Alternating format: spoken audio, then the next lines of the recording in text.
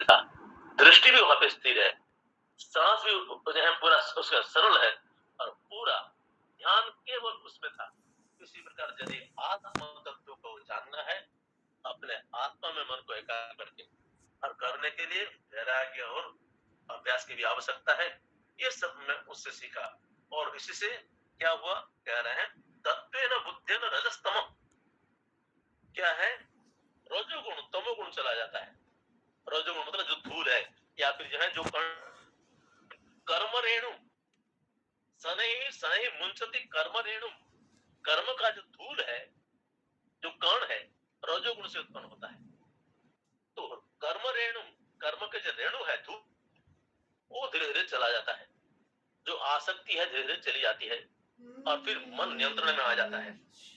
सत्वेन वृद्धेन रजस्तमश्च, सत्व गुण की वृद्धि जब हो जाती है, रजोगुण तमोगुण चले जाते हैं, विद्युय धुल जाता है रजोगुण तमोगुण। फिर क्या होता है, निर्वाण उपेति, निर्वाण को प्राप्त होता है। वो बाण को शान लगाने वाला, तेज लगाने वाला, उससे मैं सीखा निर्वाण कैसे प्राप्त होती है। उसके बाण से घिसने से मुझे निर्वाण के कैसे निर्वाण की प्राप्ति होती है, मैं उनसे सीखा। इस प्रकार आगे बताए कि सांप से सीखा।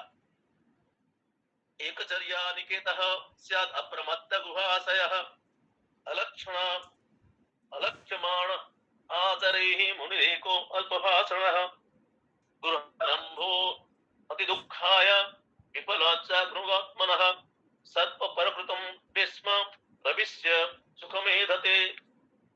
मैं ये सांप से सीखा। क्या सीखा, बोले कि घर बनाना नहीं है, ये सीखा। कैसे, बोले कि सांप अपना घर बनाता नहीं है। अगर चूहे का घर बना हुआ है, बिल बना हुआ है, उसमें घुस जाता है। कहाँ भी बाबी है, जो वाल्मीकि है, जो दिमक लगता है, घर रहता है, उसी में घुस जाता है सांप। कभी वहां रहता है, कभी ऐसे छेद में रहता है, कहीं पे भी छेद में रह जाता है। और इसी प्रकार किसी के बिल में भी घुस जाता है, कहीं पे भी रह लेता है। इसी प्रकार मैं उससे सीखा क्या है, गृहारंभ अति दुखाय, ये घर बनाना बहुत दुख की काम है, बहुत कष्टकर काम है। इसीलिए विफल अग्रवात्मन, और ये जो है कहीं पे भी रह जाए चलेगा जीवन भर, क्या दिक्कत है, समय व्यतीत करना है। इसलिए बाकी गृहस्थ लोगों के लिए नहीं कहा गया है, जो अभी गृहस्थाश्रम में है, विशेष करके आयु जिसका 50-60 साल है, ऐसे लोगों का ऐसा सोचना ही नहीं है कि घर बनाना नहीं है, बनाना चाहिए। और उम्र हो जाने से रहने में किसी प्रकार का आसक्ति नहीं, और संन्यास समय हो जाने से कोई घर बनाने के चक्कर में रहना नहीं चाहिए। कुछ लोग रिटायरमेंट के बाद घर बनाते हैं, अपना समय बर्बाद हो जाता है। इसलिए उसके बाद तो अपना को खाली कर लेना चाहिए, सचमुच में संसार से रिटायर कर जाना चाहिए। उसके बाद ना घर ना जमीन किसी प्रकार का ध्यान न जाए उसमें, नहीं तो उसी में अपना समय चला जाता है। जिस समय भजन कीर्तन करना चाहिए, परमात्मा का ध्यान करना चाहिए, वो सब छूट जाता है। इसलिए कहते हैं जो सन्यासी को क्या कहते हैं, घर बनाना नहीं, मठ आश्रम बनाना नहीं है, उस चक्कर में नहीं पड़ना चाहिए। गृहारंभ अति दुखाय, फिर कितने सारे उस प्रकार का कष्ट होता है और कितना समय बर्बाद चला जाता है। इसलिए सर्प परकृतम विस्म प्रविश्य सुखमेधते, सांप जैसे दूसरे के घर में घुस जाता है, रहता है और आनंद में रहता है। इसी प्रकार ऐसे जो सन्यासी है, जो कह रहे हैं वैराग्यवान है, वो किसी के घर में जाके घुस कर रह जाए, कहीं पे भी रह जाए, अपना कुछ नहीं, जहां मिल गया आश्रय वहां रह गया और कुछ दिन रहा फिर वहां से चल दिया। इसी प्रकार एकचर्या निकेतः, एकचर्या निकेतः स्यात् अप्रमत्तः गुहाशयः अल्प अलक्ष्यमाणः आचरेहि मुनिः एको अल्पभाषणः। और कह रहे हैं एक स्थान में रहकर क्या करना चाहिए, तो कह रहे हैं एकचर्या निकेतः, उसको जो है हरदम एकांत में रह करके अपने साधना करनी चाहिए, अकेले विचरण करना चाहिए। एकचर्या अनिकेतः एकचारी, अनिकेतः अकेला रहना चाहिए, विचरण करना चाहिए, अनिकेतः घर नहीं होना चाहिए, अर्थात अप्रमत्तः लेकिन सावधान रहना चाहिए, आलस्य नहीं, निद्रा नहीं, गुहाशय किसी भी गुफा में रह जाए, अलक्ष्यमाण किसको पता न चले कहाँ है, अलक्ष्यमाण क्योंकि जहां पे पता चला लोग वहां पहुंच जाएंगे, फिर वहां इसी प्रकार का फिर संसार खड़ा हो जाएगा। अलक्ष्यमाण आचरे ही मुनि ही एक अकेला रहना चाहिए, मनन करना चाहिए, और साथ साथ कह रहे हैं अल्प भाषण, अगर बोलना पड़े थोड़ा सा बोलना चाहिए, ज्यादा बोलना भी नहीं चाहिए, इसलिए ज्यादा व्यवहार में भी नहीं रहना है, अल्प व्यवहार अल्प भाषण करना चाहिए। ये मैं सीखा, सांप से सीखा। और फिर मेरे जो हैं अगले गुरु हैं पूर्ण नाभि, कहते हैं मकड़ी, जथुर्ण नाभि हृदय पूर्णाम संत्यस्य वक्रतः तया बृहत्य भूयसाम भूयस्ताम प्रसिद्धिव महेश्वरः। मैं उर्ण नाभि से सीखा, जिसके नाभि में उर्ण है, ऊन है, हम कहते हैं ऊन से स्वेटर बनाते हैं, वो धागा है, जिसके नाभि में उर्ण है, ऊन है, धागा है, इसको उर्ण नाभि कहते हैं।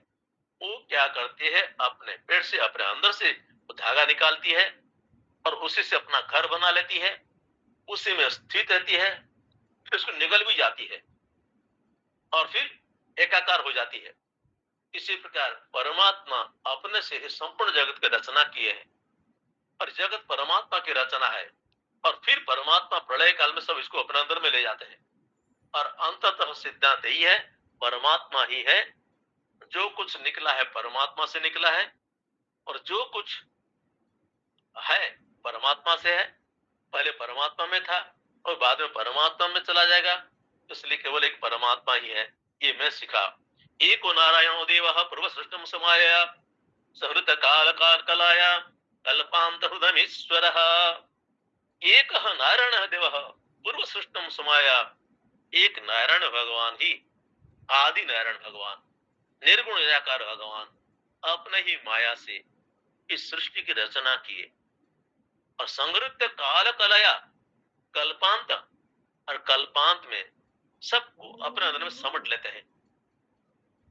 दया विरुद्ध भूयताम ग्रसती एव महेश्वरः, इसमें ग्रस जाते हैं, फिर अपने अंदर से निकालते हैं, फिर निकल जाते हैं। ये उपनिषद के उदाहरण हम देखे हैं। जगत के उपादान कारण और निमित्त कारण एक ही है, इसका उदाहरण है। मतलब है कि जगत का जो उपादान है, जिस चीज से बना है वो भी परमात्मा है, और जो बनाया वो भी परमात्मा है, बनाने वाला भी परमात्मा है, और जिस चीज से बना वो भी परमात्मा है। मतलब है मिट्टी भी और घड़ा भी दोनों एक है। अगर घड़ा में देखेंगे तो वहां पे मिट्टी और घड़ा अलग अलग होते हैं, लेकिन मिट्टी, घड़ा और कुम्हार अलग अलग होते हैं, यहाँ पे तीनों एक ही है। तो ऐसे मतलब है उस परमात्मा के अलावा सृष्टि में अन्य कुछ नहीं है, ऐसा मैं सीखा। और इसी प्रकार आगे मैं एक कीड़ा से सीखा। क्या सीखे तो कह रहे हैं कीड़ा पेशकृतम ध्यायन कुंड्यातेन प्रवेशतः याति तत् सात्मताम राजन असंत्यजत। तो कह रहे हैं कीटम पेशकृतम ध्यायन, मैं एक कीड़ा को देखा, भृंगी कीड़ा को देखा, जिसको हम बिरनी कहते हैं। वो क्या करती है, मिट्टी थोड़ा सा ले आती है अपने सूंड से, दीवार में एक मिट्टी से बना देती है, और फिर जा करके किसी पेड़ में कोमल कोमल एक कीड़ा, जिसमें कोई हड्डी नहीं होती है, जो पेड़ पौधे में कोमल पत्ते में होते हैं उसमें कोई हड्डी नहीं होती है, अगर कुछ लग गया पूरा पानी पानी हो जाता है, तो ऐसे कीड़ा को ले आती है और लेकर के वो छोटे छोटे जो बनाया है, छोटा सा छेद बना है घर बना करके, उसके अंदर में इसको रख देती है, और फिर इसको अंदर रखती है, और बाहर से उसमें तो दंशन करती है। जब दंशन करती है तो वो जो कीड़ा है बार बार इसको देखती है और दंशन करने का तकलीफ से बहुत तकलीफ होती है, इसलिए बार बार उसका चिंतन होता है। उसकी दृष्टि में बार बार बिरनी का जो है ध्यान आता है, भृंगी कीड़ा का। और फिर ये देख करके वो बाद में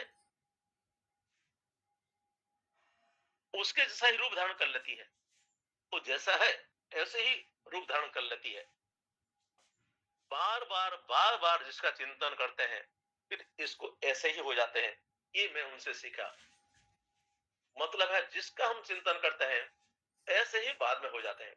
अगर हम किसी मर्डर मर्डरर के बारे में सोचेंगे, कैसे कैसे मर्डर करता है, कैसे उपन्यास को पढ़ते हैं, ऐसे ऐसे करते करते हमारे अंदर वो वृत्ति आ जाएगी। इसी प्रकार कोई अच्छे बारे में चीज चिंतन करते हैं, उसके बारे में चिंतन करेंगे, बार बार मन ऐसा हो जाएगा। किसी संत के बारे में बार बार चिंतन करेंगे, हमारा मन संत हो जाएगा। यदि भगवान के बारे में चिंतन करेंगे, मन भगवतमय हो जाएगा। इसलिए मैं सीखा, यत्र यत्र मनोदेहि धारयेत् सकलम धिया स्नेहात् द्वेषात् भयाद् वापि याति तत्तत् स्वरूपताम्। यत्र यत्र मनः देहि, देही देहधारी जो मनुष्य है, यत्र यत्र जहां जहां ध्यान लगाता है, धारयेत् सकलम धिया जिसको अपने बुद्धि में बैठा रहता है, बुद्धि में जिसके बारे में चिंतन करता रहता है, चाहे स्नेह से हो, द्वेष से हो, भय से हो। और जो बिरनी जिसको लाती है कीड़ा को, वो भय के बारे में उसका चिंतन करती है।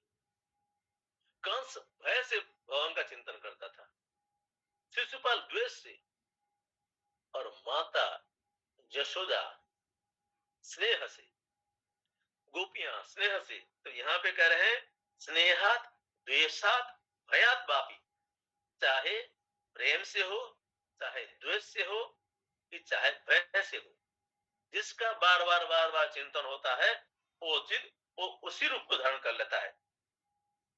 और कभी अपना रूप त्याग किए बिना उसको धारण कर लेता है। इसलिए यहाँ पे क्या कह रहे हैं, स्वरूपात, तत्त स्वरूपात, मतलब है पहले अपना रूप रहते हुए भी ऐसे गुण ले लेता है, या फिर उसका स्वयं रूप भी बदल जाता है। जो विरणी है, जिस कीड़ा को लेकर आती है, जब वो बाहर निकलता है, जो कीड़ा निकलती है, उसका भी पंख लग जाते हैं, वो भी विरणी के जैसा हो जाती है, फिर वो दूसरे को पकड़ के ले आती है। इसी प्रकार जिसका व्यक्ति चिंतन करता है ऐसे ही धीरे धीरे हो जाता है। तो इसी प्रकार मैं उससे सीखा। और इसी प्रकार कह रहे हैं, एवं गुरुभ्य एतेभ्य ऐसा में शिक्षिता मति सात्वोपशिक्षितां बुद्धिम शृणु मे वदत प्रभो। लेकिन इसी प्रकार एवं गुरुभ्य एतेभ्य गुरुभ्य, ऐसे सभी गुरुओं से मैं सीखा, ऐसा ते शिक्षिता मति, इसी प्रकार ये सबसे मैं सीखा, ये सुंदर सुंदर गुण उसमें सीखा। और कैसे, अपने बुद्धि से सीखा। बुद्धि के प्रयोग करके इस विश्वविद्यालय में, विश्व रूपी विद्यालय से मैं सब कुछ देख देख करके सीखा, अपने जीवन के अनुभव से सीखा। और कह रहे हैं, स्वात्म उपशिक्षिता बुद्धिम शृणु में बदतम प्रभु। और जो है मैं इसी प्रकार मैं अपने ही अनुभवों से अपने बुद्धि को शिक्षित किया। इसलिए स्वयं को शिष्य बनाए। अगर जीवन में कुछ जानना है, स्वयं के शिष्य बनाए।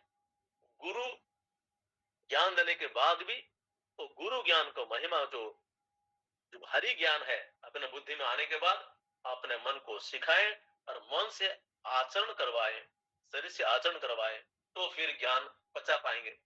तो कह रहे हैं आगे, फिर कह रहे हैं मेरा एक और भी गुरु है। क्या है? तो कहते हैं, देहो गुरु मम विरक्ति विवेक हेतु 25 नंबर से,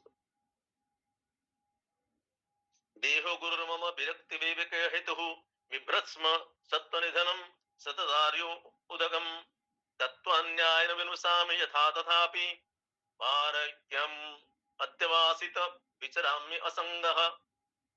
इससे कह रहे हैं मैं क्या क्या सीखा इस शरीर से। तो कह रहे हैं देह गुरु मम, ये जो मेरा देह है ये मेरा गुरु है। विरक्ति विवेक हेतु, इससे मुझे विवेक प्राप्त हुआ, वैराग्य प्राप्त हुआ। कैसे विवेक प्राप्त हुआ? ये शरीर पैदा होता है, मरता रहता है, इसमें हरदम दुख होता रहता है और इससे अंततः ही दुख में उसका समापन होता है। इसीलिए उसके ऊपर मैं विचार किया और ये जान लिया ये वास्तव में मेरा नहीं, और इसमें मुझे वैराग्य विवेक, मुझे शिक्षा की प्राप्ति हुई, ये मेरा नहीं है। और ऐसा मैं निश्चय किया और इसी में असंग हो गया। इसलिए देह भी मेरा जो है गुरु है। इस देह के आसक्ति में पड़ करके व्यक्ति संसार में सुख पाने के लिए पत्नी, पुत्र, धन, पशु, नौकर, धंधा, बंधु बांधव सब जो है उनका देखभाल करता रहता है, बड़ा उनको पालता है, बड़ा करता है और धन संपत्ति इकट्ठा करता है। फिर अंततः सब चले जाते हैं, सब छोड़ के जाना पड़ता है, शरीर को छोड़ना पड़ता है। इसलिए मैं सीख लिया कि यह ऐसे मुझे इसके आसक्ति में नहीं पड़ना चाहिए। इसी प्रकार हमारे कहते हैं यहाँ पे श्लोक नंबर 27 में, जिह्वे कतो अपकर्षति कर्हितर्ष्यम शिष्णो अत्य अन्यत उदरम श्रवणम कुतश्चित प्राणो अन्यत सफल दृक् क्वच कर्म शक्ति ही संपत्न्य गेहपतिम नुनंती।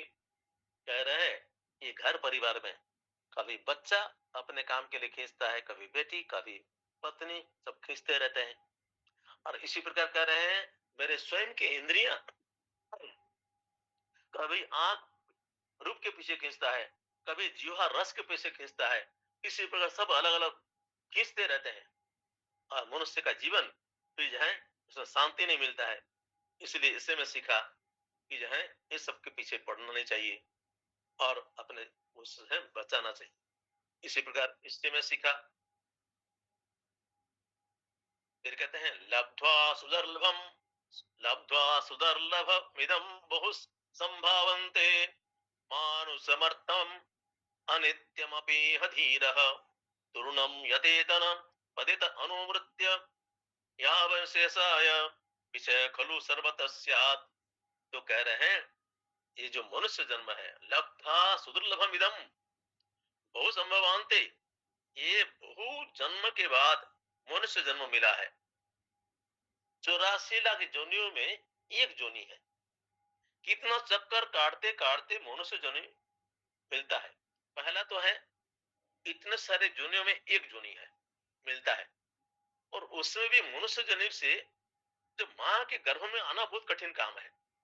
कहते हैं पिता के जो शुक्राणु है एक में, उसमें लाखों की संख्या में शुक्राणु होते हैं। जो उसमें एक केवल उसको मौका मिलता है मां के गर्भ में आकर के जीव धारण करने के लिए, रूप शरीर मिलने के लिए, उसमें भी वो दुर्लभ है। इतने लाखों में एक को मौका मिलता है। एक तो 84 लाख जोनी है, दूसरा है माता पिताजी का जो अंश है उसमें लाखों की संख्या में रहते हैं, उसमें एक को ही मौका मिलता है मनुष्य शरीर मिलने के लिए। ये शरीर इतना दुर्लभ है। कह रहे हैं लब्ध्वा दुर्लभम इदम बहु संभवान्ते, बहु जन्म के बाद ही मिलता है। मनुष्य अर्थम इदम अनित्यम धीर, और ये संसार में मनुष्य जन्म भी ये कितने समय के लिए मिला है, ज्यादा समय उसके लिए नहीं है। आयु कितना है, और इसलिए ऐसा जान करके व्यक्ति को देर नहीं करना चाहिए। कितना समय है, पूरा मनुष्य जीवन बहुत कम समय है, और उसमें भी कितना समय हम अपने लक्ष्य के लिए लगा पाते हैं। ऐसा जान करके अपने को पूरा पूरा समय जो है अपने लक्ष्य के लिए लगाना चाहिए। ऐसा मैं इस शरीर से सीखा। तो तृणम जतेत न पतित अनुमृत्य, कह रहे हैं ये नहीं करने से जीवन बर्बाद हो जाएगा। तृणम जतेत, इसलिए इसी क्षण से लग जाने के लिए कहते हैं, अपने आप को कहते हैं इसी क्षण से लग जाओ। और अनुमृत्य या निश्रेय ऐसा है, अपने जो निश्रेय जो प्राप्ति है, जीवन का जो लक्ष्य है उसमें जो है लग जाने के लिए फिर कहते हैं। आगे फिर कहते हैं एवं संजात वैराग्यो विज्ञान लोक्यात्मने विचरामि महिमेताम मुक्त संगो न कृति एवं संजत वैराग्य। इसी प्रकार इस शरीर के ऊपर विचार करते करते, ये शरीर इतना घृण्य है, इसके अंदर में कोई ऐसा चीज नहीं है जो प्यार करने लायक है। मल मूत्र, इसके अंदर में कितने प्रकार के गंदगी है, खून पसीना, इसके अंदर में क्या क्या नहीं है। अगर इसको अलग अलग कर दिया जाए, देखने की इच्छा नहीं होगी। अगर मांस को अलग करके एक जगह रख दिया जाए, शरीर के खून को अलग रख दिया जाए, उस शरीर से जो मल है इसको निकाल कर अलग रख दिया जाए, मूत्र को अलग रख दिया जाए, इसी प्रकार हड्डी को अलग कर दिया जाए, ऐसे करके जब होता है मन में घृणा उत्पन्न हो जाती है, देखने की इच्छा नहीं होती है। तो ऐसे शरीर के प्रति इतना व्यक्ति वो करता है, आसक्ति रखता है। तो कह रहे हैं कि शरीर के ऊपर सच में चिंतन किया, ये चिंतन करने से ही ज्ञान प्राप्त होता है। तो शरीर के ऊपर चिंतन किया, उससे मुझे वैराग्य उत्पन्न हुआ। संजात वैराग्य, वैराग्य और विज्ञान लोक आत्मनि, और फिर अपने ऊपर चिंतन किया, शरीर से ध्यान हटाया, स्वयं के ऊपर चिंतन किया। चिंतन करके मैं समझ गया, मेरे अहंकार मिटा, अनहंकृति, अहंकार मिटा, मुक्त संग, मैं मुक्त, आसक्ति से मुक्त होकर के विचरामी महिमेताम, मैं ये पृथ्वी में विचरण कर रहा हूं। मेरे सबसे बड़ा गुरु ये शरीर है जो भगवान के द्वारा प्रदत्त है, और 24 घंटा मेरे साथ है। बाहर के किसी वस्तुओं को देखने की जरूरत नहीं पड़ती है, इसी में ही मुझे शिक्षा मिल गई। तो कह रहे हैं देह से इतना मुझे शिक्षा मिल गई, और कहते हैं इसलिए मैं आसक्ति रहित होकर के मैं संसार में विचरण कर रहा हूं। न के न हे कस्मात् गुरु ज्ञानम सुस्थिरम स्यात् सुपुष्कलम ब्रह्मवेत्तद्वितीयं वै गीयते।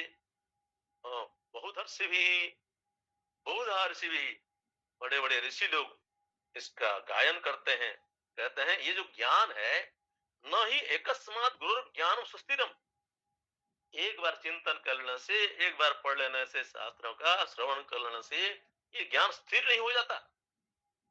न ही एकस्मात् गुरु ज्ञान सुस्थिरम, सुस्थिरम स्यात्, ये ज्ञान जल्दी स्थिर होता नहीं है, इसलिए दृढ़ करना होता है, बार बार मनन करना होता है, चिंतन करना होता है, और साथ साथ वैराग्यवान होना पड़ता है। बार बार चिंतन करके यदि मन में वैराग्य उत्पन्न नहीं हुआ, वो चिंतन भी पूरा सार्थक नहीं हुआ। विवेक से वैराग्य होना चाहिए। तो कह रहे हैं ये एक बार में नहीं होता, क्योंकि वैराग्य का अभाव है। वैराग्य आ जाने से समय नहीं लगता है अनुभव में, लेकिन वैराग्य आने में कभी कभी जन्म जन्म लग जाता है। सत्संग करते करते, विवेक बढ़ते बढ़ते जीवन में वैराग्य आता है। फिर वेदांत के अनुसार सम दम तितिक्षा इत्यादि गुण आ जाते हैं, प्रबल जिज्ञासा होती है, मुमुक्षुता प्रबल हो जाती है। फिर एक क्षण के लिए रुकना नहीं चाहता है, पूरा जीवन को उसमें खपा देना चाहता है। तो इसी प्रकार जब जीवन में आ जाता है स्थिति, तो कह रहे हैं जब धीरे धीरे ज्ञान स्थिर होने लगता है। ज्ञान को स्थिर करने के लिए समय लगता है, तुरंत नहीं होता है। इसलिए कह रहे हैं गुरु हो ज्ञानम न एकस्मात् सुस्थिरम स्यात् सुपुष्कलम, और पूरा पूरा स्पष्ट ज्ञान होने के लिए, समझ होने के लिए समय लगता है।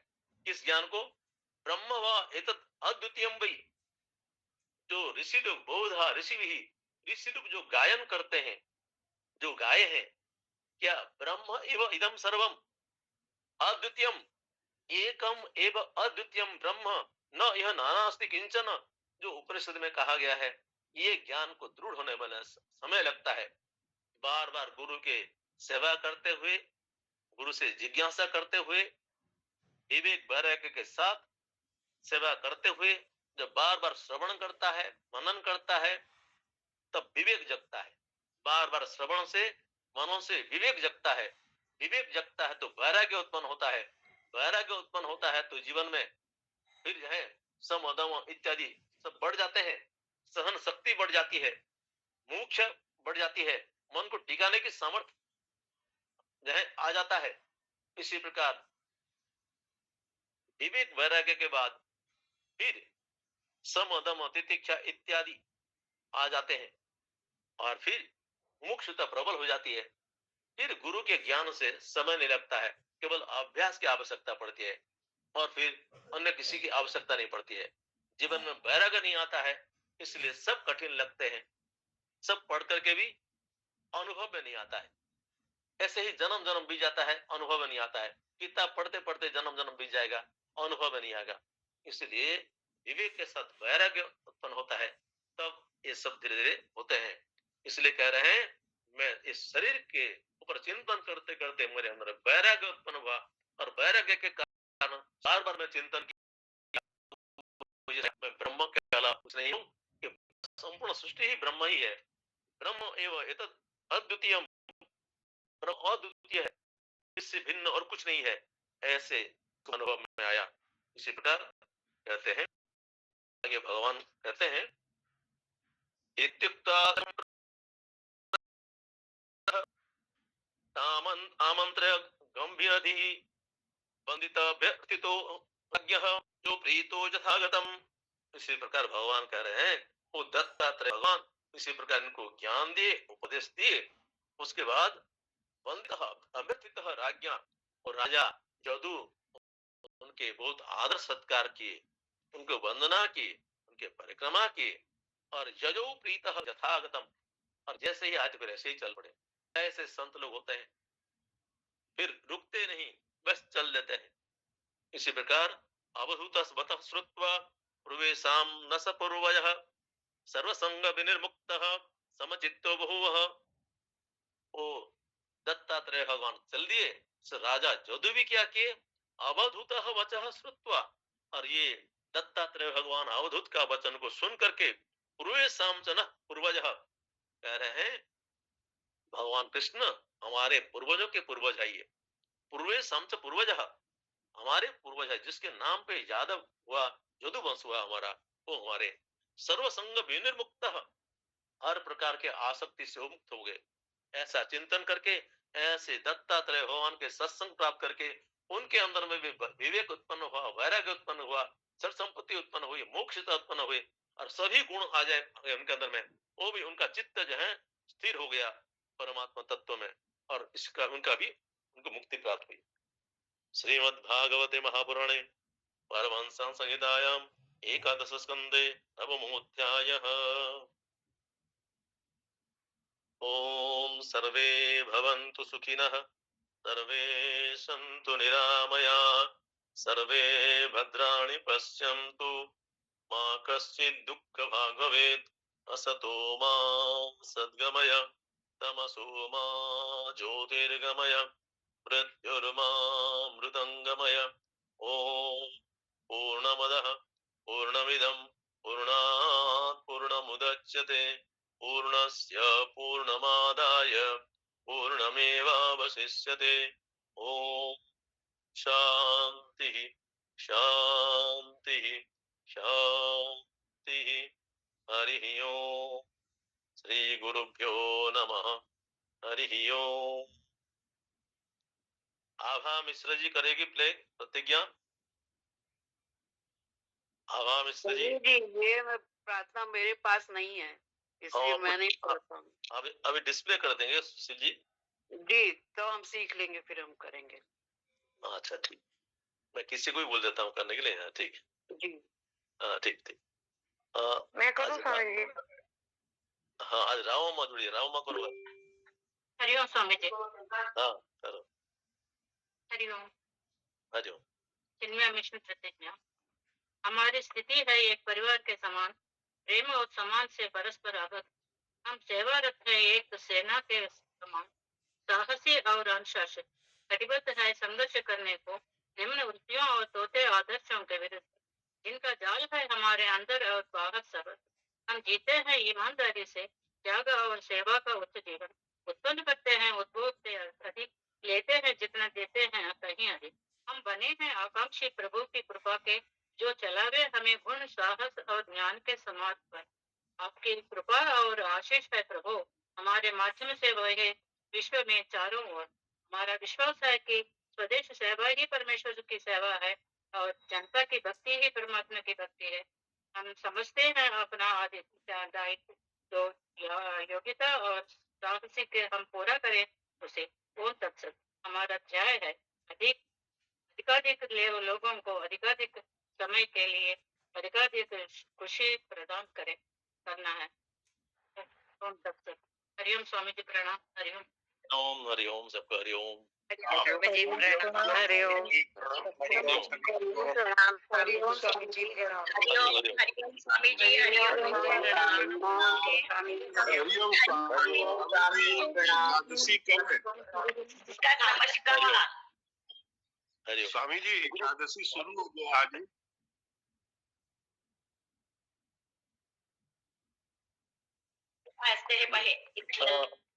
बुधवार के दिन 27 तारीख को अच्छा वहाँ पे एकादशी नहीं, मेरे को एकादशी का ध्यान में आ गया था। एकादशी तो है। एकादशी अभी शुरू हो गया स्वामी जी। आज कितना तारीख है की? ये गंगा दशहरा है आज। अच्छा, हाँ तो थोड़ा सा देख लीजिए उसको आप एक बार। देख, हाँ उस दिन हमारा है अभिषेक है यहाँ पे, रुद्राभिषेक। सॉरी, विष्णु विष्णु सहस्त्रनाम है। सहस्त्रनाम एकादशी हाँ, तो इसलिए 1 घंटे पहले कर देंगे, 8:30 से 9:30 में बता दूंगा। तो एकादशी फिर स्वामी जी कल होगी। आज कौन सा बार है? आज सोमवार है स्वामी जी। मैं बता दूं, कल बता दूंगा। ठीक है स्वामी जी। मुझे शायद बोले थे बुधवार को। हाँ बुधवार को आप लिखे थे। मैं आज सुबह में देखा गंगा दशहरा है और फिर एकादशी शुरू हो गई। अभी तिथि बदली हो गई, तो कल सुबह तक ही है एकादशी। तो अच्छा। कल उगता तिथि से तो एकादशी सारा दिन है। तो उसको आज डाल दें क्या मैसेज? आज बात कर लीजिए, शाम को डाल देंगे। बात करके बताऊंगा। ठीक ठीक ठीक। हरिओम स्वामी जी, शाम को क्लास के लिए लिंक डालना है 5:30 बजे। हाँ आज डालना है। हाँ वो क्या है ना, शनिवार थोड़ा सा है यहाँ पे। शनि और रविवार 2 दिन न डाले, केवल चांटिंग का रहता है। जी जी ठीक है। हाँ, सोमवार से शुक्रवार डालेंगे। ठीक है जी स्वामी जी। हरिओम। ठीक। हरिओम। हरिओम हरिओम। हरिओम। हरिओम स्वामी जी। हरिओम। हरिओम स्वामी जी प्रणाम। हरिओम स्वामी जी प्रणाम। हाँ आभा दीदी हरिओम। जी जी। एक भजन सुनाइए आप। देखिए आपका भजन नहीं सुने हम लोग, सब लोग यहाँ ग्रुप में। रामनाथ जी पहले सुनाते हैं, उसके बाद आप सुनाइएगा। ठीक है? ठीक है ठीक है। हाँ रामनाथ जी शुरू कीजिए। ठीक। हरिओम हरिओम हरिओम, सबको हरिओम। इतना तो करना स्वामी, जब प्राण तन से निकले, गोविंद नाम लेकर ये प्राण तन से निकले। श्री गंगा जी का तट हो, यमुना का बंसी बड़ हो। श्री गंगा जी का तट हो, यमुना का वंश बट हो। रसा निकट जब प्राण तन से निकले, इतना तो करना स्वामी, जब प्राण तन से निकले। श्री वृंदावन स्थल हो, मेरे मुख में तुलसी दल हो। विष्णु चरण का जल हो, जब प्राण तन से निकले। इतना तो करना स्वामी, जब प्राण तन से निकले। मेरा सांवला खड़ा हो, बंसी का स्वर भरा हो, तिरछा चरण धरा हो, जब प्राण तन से निकले, सिर सोहता मुकुट हो, मुखड़े पे काली लट हो, सिर सोहता मुकुट हो, मुखड़े पे काली लट हो, यही ध्यान मेरे घट हो, जब प्राण तन से निकले, जब कंठ प्राण आवे, कोई रोग ना सतावे,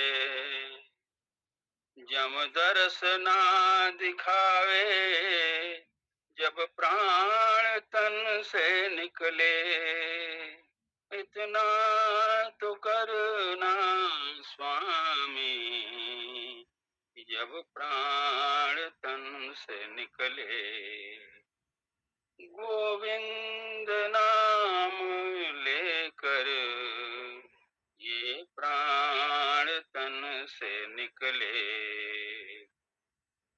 मेरा प्राण निकले तन से, तेरा नाम निकले मुख से, बच जाऊं घोर दुख से, जब प्राण तन से निकले, उस वक्त जल्दी आना, नहीं श्याम भूल जाना, राधे को साथ लाना, जब प्राण तन से निकले,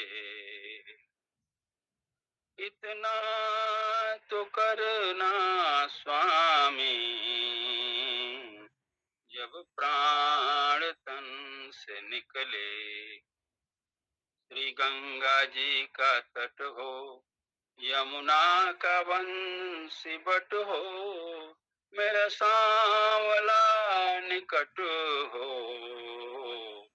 जब प्राण तन से निकले, गोविंद नाम लेकर ये प्राण तन से निकले।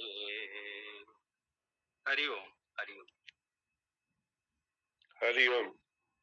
चलिए, बहुत सारे वर्ड्स इधर उधर करते, लेकिन सुधी होवे नहीं तन की, तैयारी हो गमन की, लकड़ी हो ब्रज के बन की, जब प्राण तन से निकले। क्या बात, बहुत सुंदर भजन है। बहुत से शब्द जो है कोई कोई और तरह से लिख रही है। मैं असली में मैं जो गाता हूँ वो हमको मिला नहीं, हम जहाँ नोट किए थे, ये दूसरे जगह से वही मिल गया है, विषय वही है। लेकिन तो आप लोग जब पांव तिरछे बोले ना, तब मेरे को समझ में आया कि ये रामनाथ जी ने क्रिएटिविटी कर दी है। बहुत बढ़िया, हमें पता भी नहीं चला कि कुछ अटपटा है, बिल्कुल नहीं। और शास्त्रों में तो समाधियों के बहुत सारे वर्णन बताए गए हैं। तो जैसे शब्दानुवित समाधि है, तो ये अभी दृश्यानुवित समाधि हो सकती है। ये दृष्टि पटल में आते हैं और एकदम उसमें मन एकदम निमग्न हो जाता है। बहुत बढ़िया, बहुत बढ़िया। देखिए, अब भक्त का बोल रहा क्या है, जो हम लोग प्राय सुनते हैं चाहे गाते हैं, उस वक्त जल्दी आना, नहीं श्याम भूल जाना।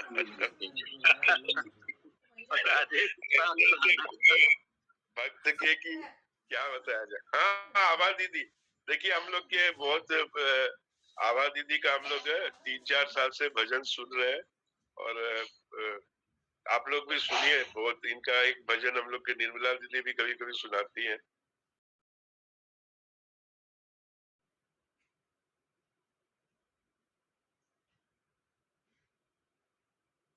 जो उस समय सामने वही भजन गा रही हूँ तो हाँ दीदी गाओ ना। है अनुपमा माधुरी जोड़ी हमारे श्याम श्यामा की है अनुपमा माधुरी जोड़ी हमारे श्याम श्यामा की रसीली रस भरी बतिया हमारे श्याम श्यामा की रसीली रस भरी बतिया हमारे श्याम श्यामा की है अनुपम माधुरी जोड़ी हमारे श्याम श्यामा की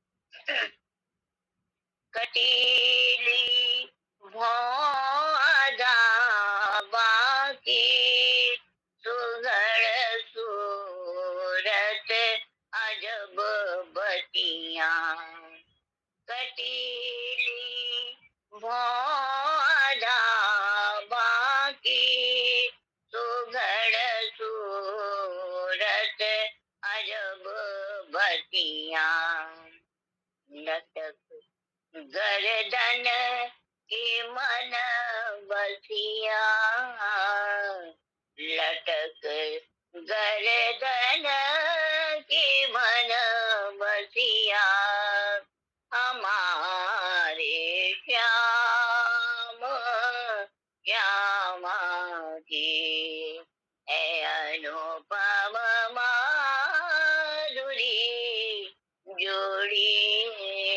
हमारे श्याम श्यामा की है अनुपम माधुरी जोड़ी हमारे श्याम श्यामा की मुकुट सिर चंद्रिका माथे मुकुट सिर चंद्रिका माथे अधर पर पान की लाली मुकुट सिर चंद्रिका माथे अधर पर पान की लाली अधर पर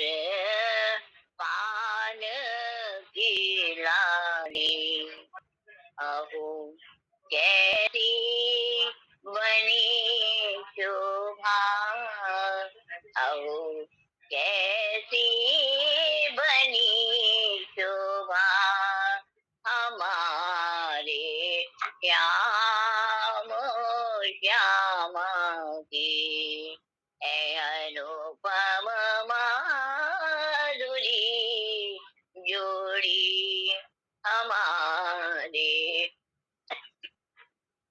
श्याम श्यामा की परस्पर मिल के जब विहरते वो वृंदावन के कुंजों में परस्पर मिल के जब विहरते वो वृंदावन के कुंजों में वो वृंदावन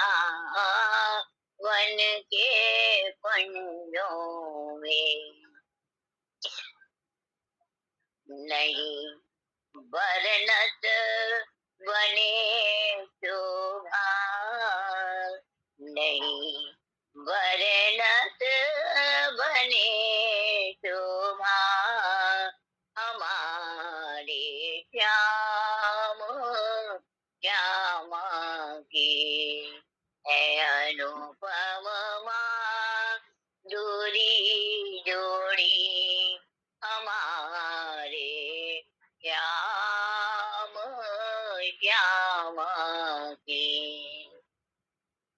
नहीं कछु लाल साधन की नहीं निर्वाण की इच्छा नहीं कछु लाल साधन की नहीं निर्वाण की इच्छा नहीं निर्वाण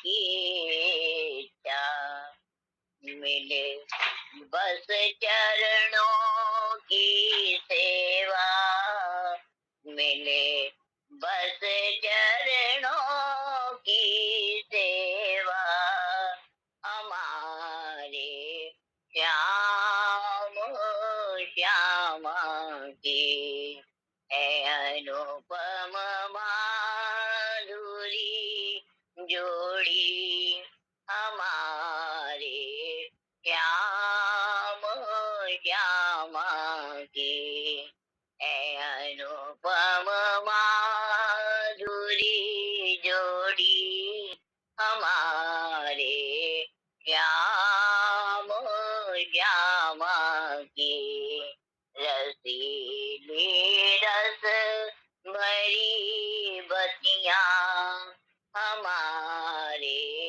श्याम श्यामा की है अनुपम माधुरी जोड़ी हमारे श्याम श्यामा की हमारे श्याम श्यामा की। जय श्री कृष्ण। सभी को प्रणाम। जय हरि ओम। जय श्री कृष्ण। बहुत रिद्धि बरेली से